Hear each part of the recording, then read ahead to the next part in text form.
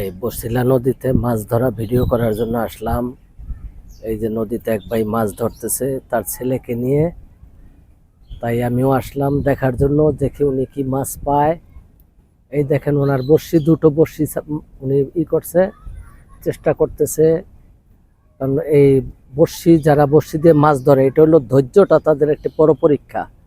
মাছ ধরাটা কিন্তু তাদের বড় না, কিন্তু তারা মাছ ধরে শুধু শখের কারণে। তারা মানে শখ করে আসে যে বড়শি দিয়ে আজকে মাছ ধরবো, মাছটা যে ধরবে সেটাই তাদের প্রধান না। কিন্তু এই যে আপনার একটা করা, মাছ ধরার মাধ্যমে তাদের ধৈর্যর পরীক্ষা।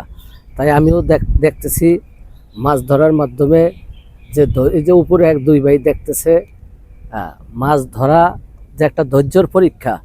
কারণ আপনার বড়শিতে আদার দিতেছে, মাছ থেকে খেয়ে ফেলতেছে, আবার আপনার গিয়া